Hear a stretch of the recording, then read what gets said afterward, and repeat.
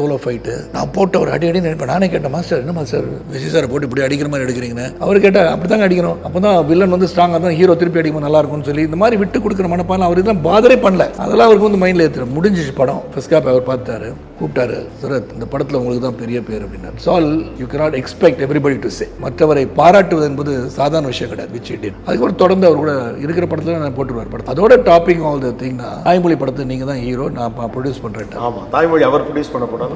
அப்போ ஒரு காம்படிட்டராக வந்துட்டு இருக்கான்னு நினைக்கல அவர். அதானே நம்ம வாய்ப்பு கொடுத்து யார் என்ன சொல்லியிருந்தாலும் எதுக்கு சார் எல்லாம் பண்ணுறீங்க, சும்மாரியா அவர் வச்சு எடுங்க படம்னு சொல்லியிருப்பாரு நினைக்கிறேன், தெரியல. ஸோ என்ன வச்சு பண்ணுங்க, அப்புறம் நான் ஒரு கேமியோ ரோல் பண்ணிக்கிட்டார், அவ்வளோதான். ஸோ இதெல்லாம் நினச்சி பார்க்கும்போது நடிகர் சங்கத்தோட பயணிக்கும் போது ஐ see him as a different person. கோபம் உள்ள மனிதன் இல்லைன்னு சொல்ல. And his ways of handling things are different. And trustworthiness இருக்குல்ல, இதை நீங்கள் சரத் சார்ட்ட கேட்டுக்கோங்கன்னு சொல்லுவார். ஜெனரல் செக்ரட்டரி அவர் பார்த்துக்குவார், லோனா அவர் போயிட்டு பேசிட்டு வந்துடுவார். இந்த மாதிரிலாம் பண்ணிட்டு இருந்தது. the way we worked, I find him அந்த relationship was very strong. And அவர் போய் உடல்நலம் சரியில்லாத போது ஒரு 5 years முன்னாடி 4 years முன்னாடி 3 years முன்னாடி சந்திச்ச வீட்டை போய் பார்த்துட்டு இருந்தேன். தென் அவர் 40வது ஆண்டு கலை விழா. அப்போ நாங்கள் எதிரும் புதிருமா இருந்தோம் அரசியலில். But they insisted that I come because of Vijay. நான் போனாங்க, எனக்கு தெரியும் அவருடைய க்ரௌடு தான் இருக்கும். அங்கே பார்த்தீங்கன்னா நட்புன்றது இருந்தனால் நான் சட்டமன்றத்தில் பேசினது இதெல்லாமே எங்கேயுமே பிரதிபலிக்கல. That showed how much even Vijayakanth சாருடைய ஃபேன்ஸ் எல்லாம் என்ன வந்து ரெஸ்பெக்ட் பண்ணியிருக்காங்க. அந்த தெரிஞ்ச 40 நிமிஷம் பேசினாங்க. ஸோ அப்பயே எனக்கு வந்து மனசு சரியில்லை. The way he was, what he was, எல்லாம் என்னன்னா குணமாக இப்படியே இருக்காருன்னு நினச்சிட்டு இருந்தேன். பட் இன்பிட்வீன் 2 வருஷத்தில் வந்துக்குள்ளே போய் பார்க்கணும் பார்த்தா முயற்சி பண்ணி பார்க்க முடியாமல் போச்சு. ஆனால் இஸ் நாட் வெல்னும் போது என்ன போய் பார்க்கறது அப்படின்னு. ஸோ என்னை பொறுத்த வரைக்கும் I'll miss him. He's a man who stood with me in times of trouble. புலன் விசாரணை மாதிரி ஒரு படம் வந்து உங்களுக்கு ஒரு அதான் முதல் முறையாக விஜயகாந்த் உங்களை சந்திச்சது.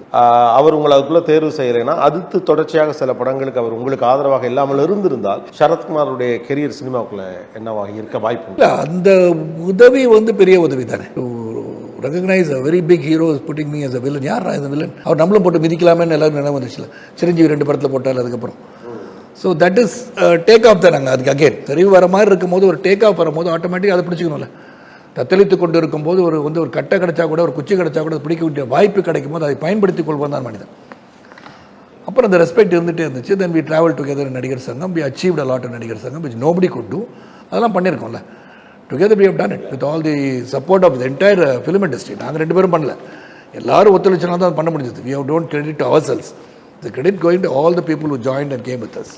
அது ஒரு நீங்கள் 2 பேரும் சேர்ந்து பயணித்த அந்த காலகட்டம் வந்து கோல்டன் பீரியடில் அது ஒரு நடிகர் சங்கம் அதனுடைய கடன் அடைத்தல் அப்படியான அது நல்ல டெஃபினெட்லி ஒரு ஸ்ட்ராங் சங்கமாக தான் இருந்தோம். So we are able to strengthen our cells. எல்லோரும் ஒன்று சேர்த்து கொண்டு போய் நிகழ்ச்சி நடத்தி கடன் அடைச்சி எல்லாம் பண்ண முடிஞ்சதில்ல. தனிப்பட்ட முறையில் உங்களோட பேசும்போது உங்களை என்ன சொல்லி அழைப்பார் அவர்? சரத்து தான். சரத்து தான் கூடுவார். நீங்கள் என்ன கூடுவீங்க அவரை? விஜய் சார். விஜய் சார். ஓ ஓகே.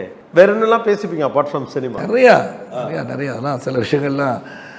என் கூட உட்காந்து சாப்பிட மாட்டீங்களா? சாப்பிடுங்க. எங்கே போகிறீங்க? இருங்க. அந்த மாதிரி ரொம்ப யூஸ் டு லவ் மீ. அது கேப்டன் பிரபாகரில் முன்னாடி அதுவும் ஒரு இன்சிடென்ட் தான். அடிபட்டுருச்சு கழுத்தில். Still broken neck. பிரியாத புதிரில் நடிக்கும்போது பாலச்சந்திரோட ஒரு படம் பண்ணேன். அங்கே மேலேருந்து விழுந்தேன். கழுத்தில் அடிபட்டு எலும்புலேருந்து எலும்பு எடுத்துச்சு. இங்கே 2 பிளேட் வச்சு 4 ஸ்க்ரூ அப்படி பார்த்தா நான் தான் அயன்மேன். ஓஹோ, இங்கே இருக்கா? இங்கே ஓப்பன் பண்ணிட்டாங்க. ஸோ 6 மாதம் பெட்டில் இருந்தேன். அப்போ கேப்டன் பிரபாகர் நடிச்சிட்டு இருக்கும்போது இது நடந்துருச்சு.